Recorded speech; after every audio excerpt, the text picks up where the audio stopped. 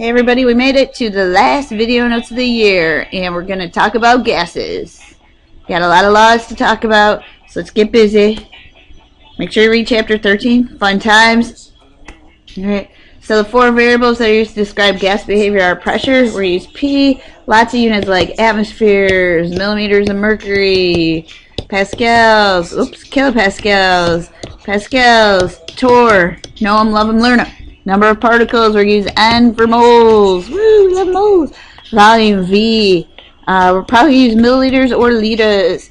Temperature, T. Go Kelvin or go home. Alright. So make sure you know that. And then all of these relate mathematically.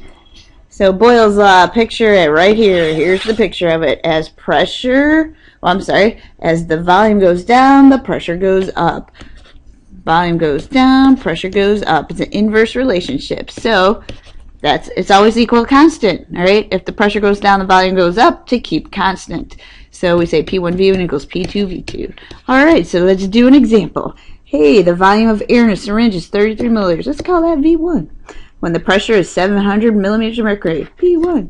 If you increase the pressure to P2, what would the volume be? V2. So let's plug it in, see what we get. You got your 33 milliliters for P1, V1, 700 mmHgs for P1. So P1 V1 equals P2, 2100 millimeters of mercury. Oops.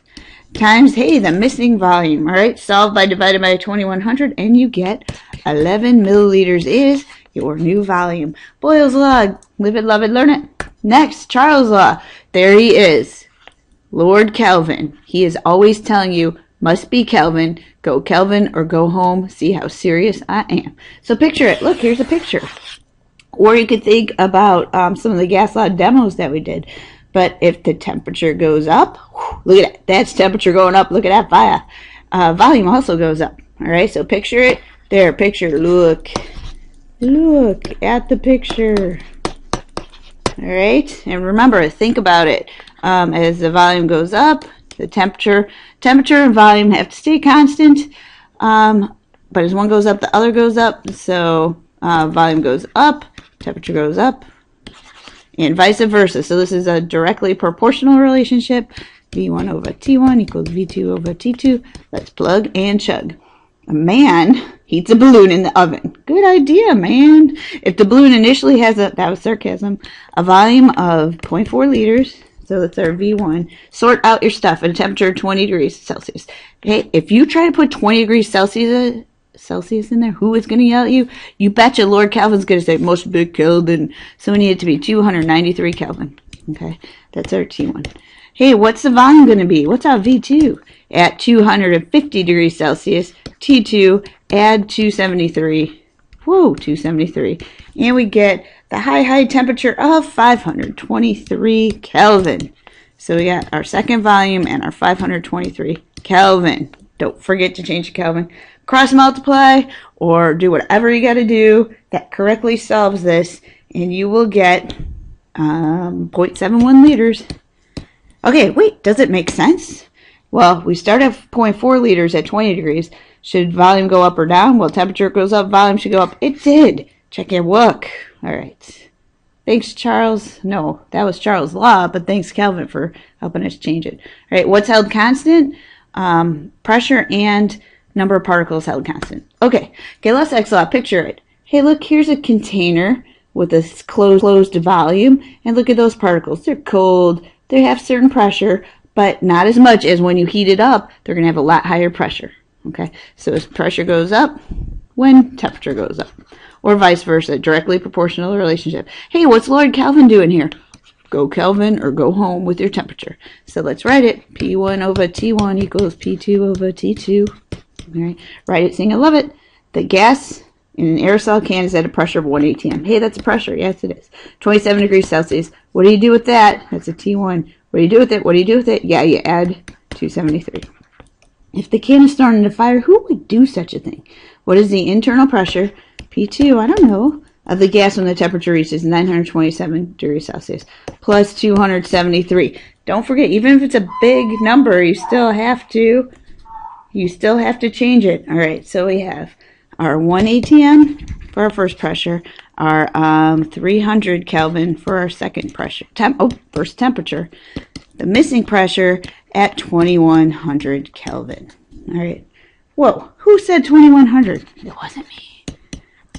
It was Lord Kelvin that said 1200 because you add 273. All right, so what do you get? You cross multiply whatever you got to do, and you find out that it comes out to be 4 atmospheres of pressure. It's a lot of pressure in that aerosol can. No wonder it's going to explode. Okay, thanks Kelvin for reminding us to change to Kelvin. Okay, here's some graphs that represent gas laws. Oh look, it's T and V. This is Charles' law, directly proportional. Hey, this is what happens if there's a whoa, excuse me, inverse proportion. So that means that when one goes down, the other goes down. Here's our volume pressure. This is Boyle's law, and here is Charles' law. So, okay. Next we have the combined gas law. So hey, look at this. This is actually all the last 3 laws we just did, but now let's put them together. All right. So maybe these 3. What's not changing? N is constant. Number of moles is constant. But guess what?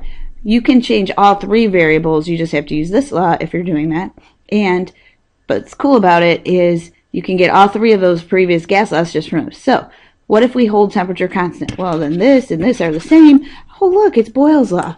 But what if we hold volume constant? Well, this and this are the same. So look, you get Gay-Lussac's law. But what if we hold pressure constant? This and this are the same, so we get Charles' law. So if you know the combined gas law, you know all 3 gas laws, right? Oh, but here's a sample problem. If everything is changing except for moles, we can do this one. 15 degrees plus 273. Call that T1. 2 atmospheres is P1. Volume of 2 milliliters is V1. What volume? V2 is what we're looking for. 38 degrees plus 273. Only 273 gives us Kelvin. So that is T2. And then here's our second pressure. All right, so let's plug them in. Our P1 is a 2 ATMs. Our V1 is a 2 milliliters. Over our T1, which is 15 plus 273, we're at 288 right there. 288. What? Kelvin? I said it. You said it. We all said Kelvin. All right, V2. Hey, that's what we're looking for. Question mark. Times our P2, 1 ATM. Over our T2, 38 plus 273 is 311 Kelvin. So we're solving for this volume. So we need to flip and multiply on the other side. And we come up with the new volume is 4.32 liters. Okay. Stop and think. If you plugged everything in the right place, did you put a pressure for a pressure? Did you put a volume for a volume? Did you change it to Kelvin? Okay. 4 laws down. 2 to go. 3 to go. 3 to go. Here we go. Hey, what's this? It's the ideal gas law. The ideal gas law, yeah. So if gases are acting ideally, they follow this law. All right. Well, most gases do act ideally at certain temperatures and pressures. So what we do when we do the ideal gas law is finally we put in the number of moles. Okay. So if we were to add it to the combined gas law, it would go down here because it's a direct proportion to pressure and volume. And an inverse proportion to temperature. So what scientists have done is they said, well, ideally, most things act ideally at certain pressures and temperatures and volumes. So let's plug in the conditions of STP for these 4 things. And if you do that, the pressure at STP is 1 ATM. The volume at STP is 22.4 liters. Okay. Of a gas. The number of moles at STP is 1 mole. And the temperature of a gas at STP is 273 Kelvin. So we multiply that all together, we get, let me double check it just for fun, 22.4 divided by 273, we get 0.0821. 0.0821. And that's liter atmospheres, so that's the top units, for every mole Kelvin, because that's the bottom units. This is called R. It's the ideal gas constant. So we took some conditions at standard temperature and pressure and plugged them in. We made a gas constant out of that. Now we can use that gas constant to as this R, and we can figure out pressure, volume, number of moles, and temperature for any other set of conditions. All right. So here's what you got to memorize: the ideal gas law. You got to memorize the ideal gas constant This is liter atmosphere per mole Kelvin. You can only use this if this is atmospheres, liters, moles, and kelvins. Otherwise, you got to change this constant to match the units you're given. All right, so you got argon gas at STP, and it takes up 56.2 liters. So we have to figure out how many moles that is. So we have 52.6 liters. That's our volume. Do we know our pressure? Well, standard pressure is 1 atm. Do we know our temperature? Yep, standard temperature is 273 Kelvin. That's a 7. All right, so we have volume, pressure, temperature, and we know R, so we can plug them in. So we have 1 atmosphere of pressure times the volume, 56.2 liters, equals our number of moles. That's what we're looking for, moles, times the ideal gas, and it's 0.0 gas constant, so 0.0821 liter atmosphere per mole Kelvins. Put all the units on it, they go on it. And temperature is 273 Kelvin. So we do is we solve for this N, and we find out that we get 2.51 moles of what? Argon. So that's how many moles of argon would take up that much space at that temperature, at that pressure. Okay. Now, if you want to show the math for this, we'll do it in class, and you'll see the units cancel out. So yay, ideal gas law. Okay, memorize it. PV equals nRT. PV equals nRT. Okay, here's a different kind of law. It's called Dalton's law of partial pressure. So if I have this container, it has 1 atmosphere of pressure, and you can see all the different color gases. Where does the pressure come from? Well, some of the pressure comes from the red gas, some from the blue gas, some from the green gas. So Dalton's law just says that the entire pressure of a container comes from the added pressures of all the others. So picture it. There's Dalton's law. All of those in the same container add up the pressure. Okay, describe it. Total pressure comes from, oh, that's S. Well, pressure comes from all gases, from total gases added together.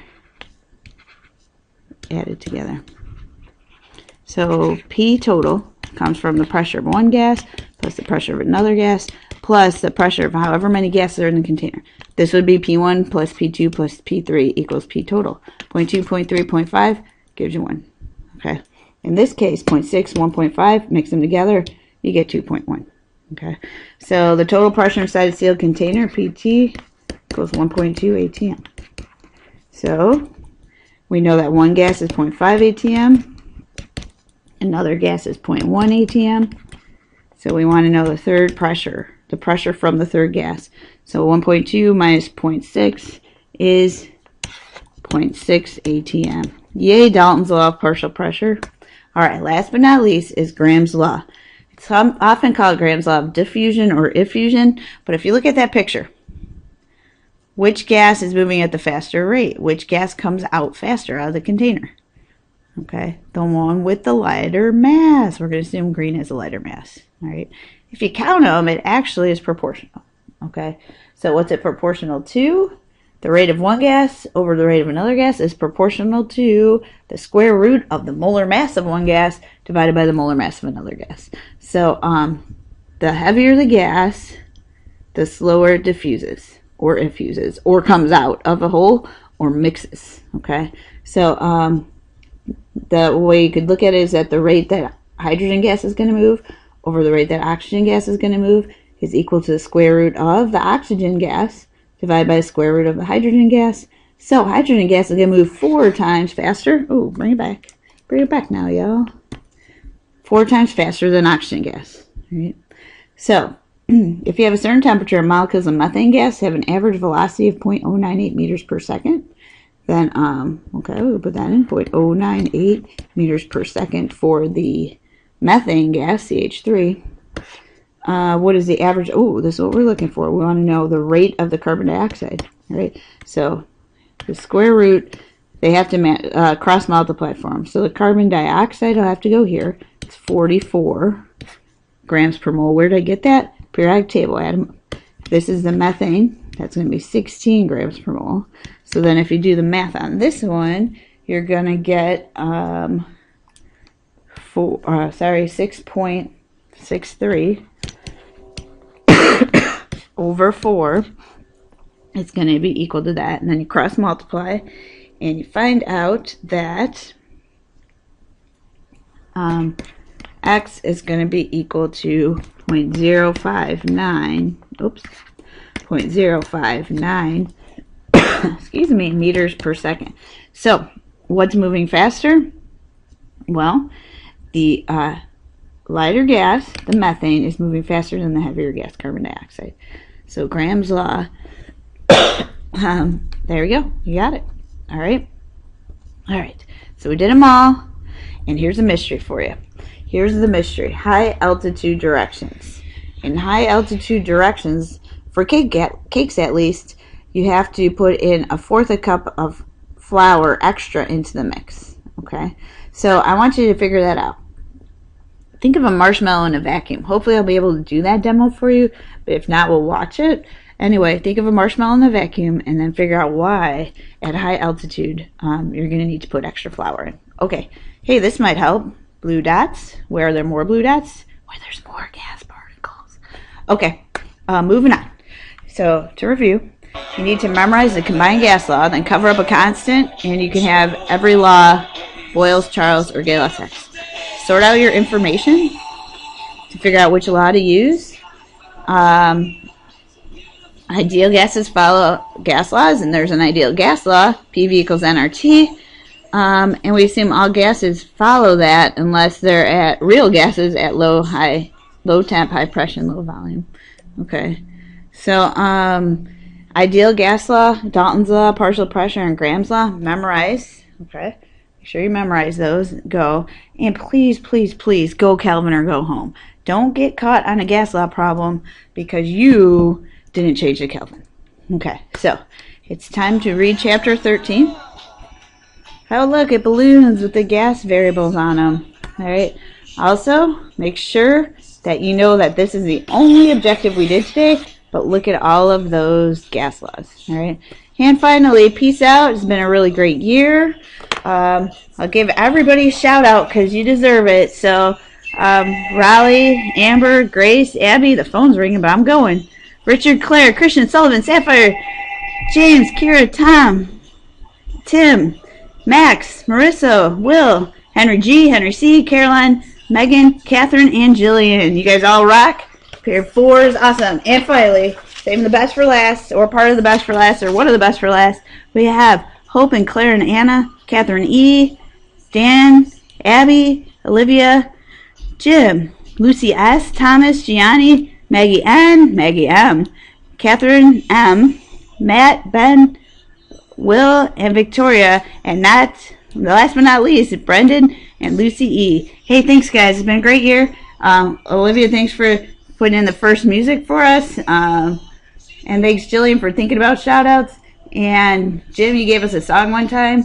Anyway, peace out everybody, and make sure to stop in junior year and say hey.